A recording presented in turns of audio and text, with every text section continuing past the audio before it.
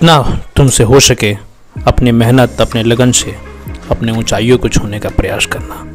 हो सकता है यही मेहनत तुम्हें ऊंचाइयां और वे मंजिलें जिन्हें तुम चाहते हो तुम्हें जरूर दिलाएगी। सबसे पहले आप देखिए कि जो है क्या सेंटेंस दिया गया है। बिना सेंटेंस देखे ही आप लोग जो मार देते हैं आंख बंद। ये सब वही है जो आप एक्सरसाइज में बनाया है ना, उसी में से सब क्वेश्चन है। ठीक है, उसमें जितना क्वेश्चन है ना, यदि वो बढ़िया से कोई कर लिया प्रैक्टिस तो बहुत है ना। तो पैसिव वॉइस जो है आपको बनाना है, एक्टिव वॉइस आपको दिया गया है ना। इसमें देखो आपको हम जो है 12 क्वेश्चन दिए, ठीक है। तो इसमें जो है हर टॉपिक से आपको क्वेश्चन मिलेगा। जैसे पहला जो टॉपिक है वो आपका क्या है, एक तरह से देखें तो उसको फ्यूचर इंडेफिनिट टेंस भी कर सकते हैं, मॉडल वर्ब भी कर सकते हैं। विल सेल क्या है, एक मॉडल वर्ब है, ठीक है। तो इसके हिसाब से देखें तो ये जो क्वेश्चन है वो क्या है, इंट्रोगेटिव सेंटेंस में दिया गया। और इंट्रोगेटिव सेंटेंस में हम क्या करते हैं, ठीक है। तो इंट्रोगेटिव सेंटेंस में हमको जो WH जो वर्ड्स होते हैं उसको पहले ही लिखते हैं और उसके जस्ट बाद हम जो है जो रूल्स एंड रेगुलेशन होता है उसके लिए वैसे ही चलते हैं। पर पैसिव वॉइस में वही सब्जेक्ट को ऑब्जेक्ट बनाते हैं और ऑब्जेक्ट को सब्जेक्ट बनाते हैं, वर्ब से यूज करते हैं, ठीक है।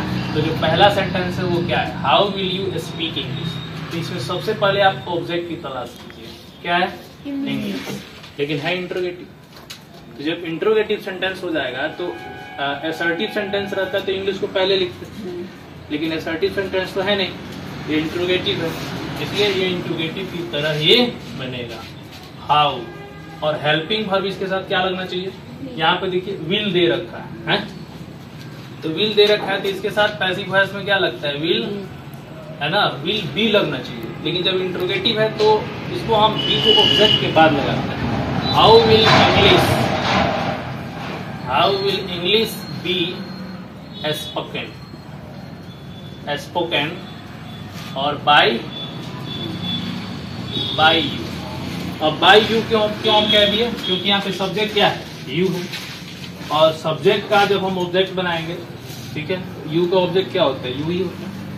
तो इस तरह से आपका यह पैसिव वॉइस क्लियर हो गया। दूसरा, रीड 2 आवर्स डेली। यदि इस सेंटेंस को पढ़ें तो ये क्या है, एक्शन से स्टार्ट है, यानी प्रिंसिपल वर्ब से स्टार्ट है। तो समझिए कि इंपेरेटिव सेंटेंस।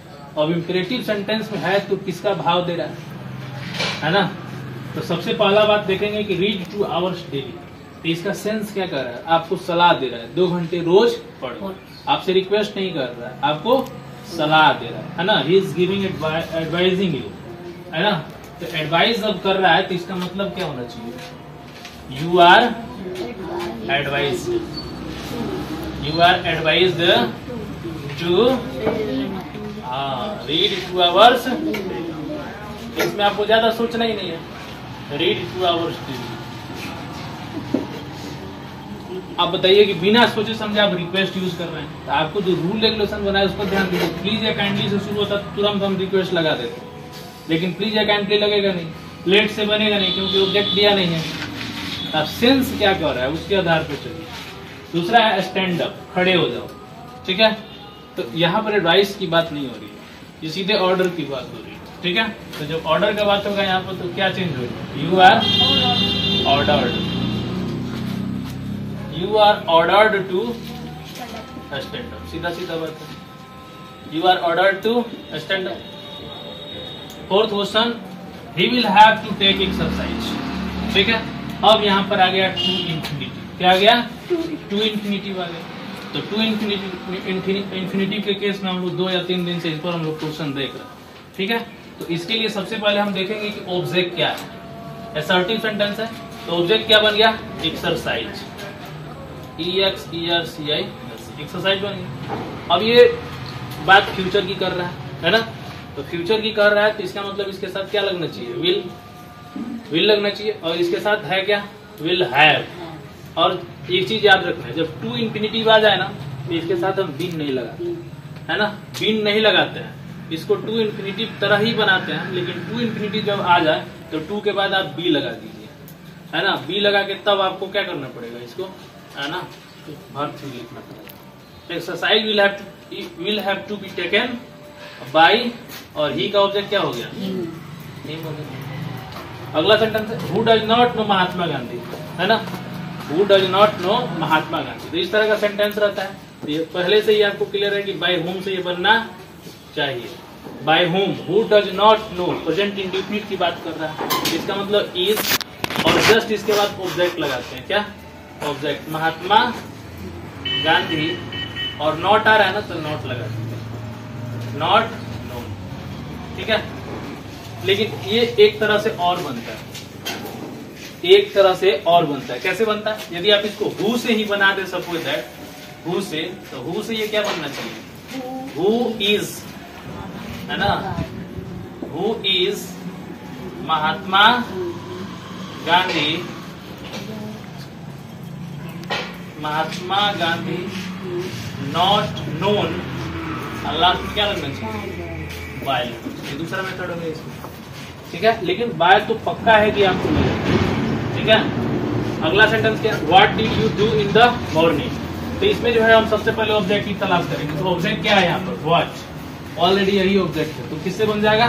व्हाट से ही बन जाएगा। तो व्हाट, अब व्हाट हमेशा क्या होता है? सिंगुलर होता है। पास्ट इंडेफिनिट है तो क्या लगना चाहिए? वाज।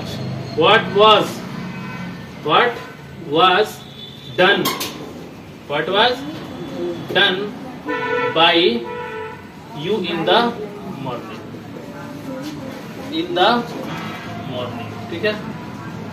अगला सेंटेंस, ये भी इंटरोगेटिव हो गया। अगला सेंटेंस क्या है? Could you give me a pen. ये भी मॉडल वर्ब से आ गया। तो मॉडल वर्ब से आ गया तो ये भी कैसे बनेगा? जस्ट मॉडल वर्ब से ये स्टार्ट हो जाएगा।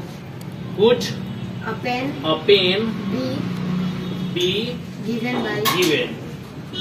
और एक चीज ध्यान में रखिए, यहाँ पे ऑब्जेक्ट दो है, ए पेन भी ऑब्जेक्ट है और मी भी क्या है? ऑब्जेक्ट है। तो आप जो चूज करो, है ना, उसके अनुसार बना दो। चाहे तो इसको हम यहाँ पर जो है फूड जो है यहाँ पर आई से भी बना सकते हैं, ठीक है। मी यूज करेंगे तो यहाँ पे आई से भी ये बन सकता है, ठीक है। लेकिन फिलहाल हम ए पेन यूज किए ऑब्जेक्ट के रूप में, तो कुड अ पेन बी, बाकी could a pen be given, बाकी जो ऑब्जेक्ट है वही का वही रह जाएगा। मी बाई यू हो गया, ठीक है, यू हो गया। यानी इसका मतलब दूसरा यदि इसको बनाते तो ये कैसे बनता? Could I be given a pen, given a pen by you, ठीक है। मी को ऑब्जेक्ट मानोगे तो फिर जो है उसको लेके। अगला सेंटेंस है पुलिस अरेस्ट द थीव्स। अब ये देखो, पुलिस अरेस्ट द थीव, ये असर्टिव सेंटेंस है, टेंस के अकॉर्डिंग है, प्रेजेंट इंडेफिनिट में, ये इंपेरेटिव नहीं है। पुलिस यानी सब्जेक्ट से स्टार्ट है, तो इसका मतलब ऑब्जेक्ट क्या बन के आएगा? दी थीव्स। तो द थीव्स, THIEVES। अब ये सिंगुलर है कि प्लूरल है? प्लूरल है, तो प्लूरल होना चाहिए, तो टेंस के अनुसार क्या लगना चाहिए? आर। तो the thieves are arrested, the thieves are arrested. बाकी इसके बाद जो है आप एजेंट मत जोड़ो, क्योंकि अरेस्ट का मतलब ही होता है पुलिस गिरफ्तार करती है, ठीक है। तो उसमें आपको बाय लगाने की जरूरत नहीं है ना। Do they play football in the field, ये क्या है? इंट्रोगेटिव सेंटेंस है, ये भी प्रेजेंट इंडेफिनिट लिया गया है, लेकिन ये एक्सक्लूसिव वर्ब से शुरू है। तो इसका मतलब फुटबॉल क्या बनेगा? ऑब्जेक्ट। तो कैसे बनेगा? ये भी इंट्रोगेटिव बनेगा। तो इज फुटबॉल, इज फुटबॉल, है ना, is football played in the field, या प्लेड, पहले यहाँ पर हम बाय से जोड़ लेते हैं, देम आप इन द फील्ड। अच्छा चलिए यहाँ पे देखिए, in the field question mark रहेगा, ठीक है। अब क्या है? Let me write a letter. अब ये देखो, ये भी इंपेरेटिव सेंटेंस है, लेकिन सजेशन वाला है, सजेशन वाला है ना ये, तो सजेशन वाला है तो ये कैसे बनेगा? ये भी लेट से ही बनेगा, है ना। Let a letter be written by, क्या बन जाएगा? बाय मी, ठीक है। Do not play football. अब यहाँ पे देखो मना किया जा रहा है, तो मना किया जा रहा है तो क्या होना चाहिए? है ना, मना किया जा रहा है, तो यहाँ पर हम चाहे तो इसको लेट से ही बना सकते हैं। लेट फुटबॉल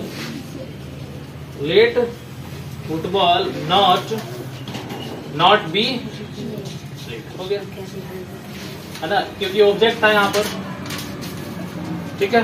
चाहे तो हम फॉरवर्ड से भी उसको बना सकते हैं, लेकिन कोशिश करते हैं कि जब ऑब्जेक्ट रहता है ना तो उसको लेट से बना देते हैं। यहाँ पे देखिए, do not play in the sun, ये क्या है, ये आपको मना किया जा रहा है। यू आर फॉरबिडन, क्या बोलेंगे, you are forbidden to play in the sun, you are forbidden to play in the, हो गया।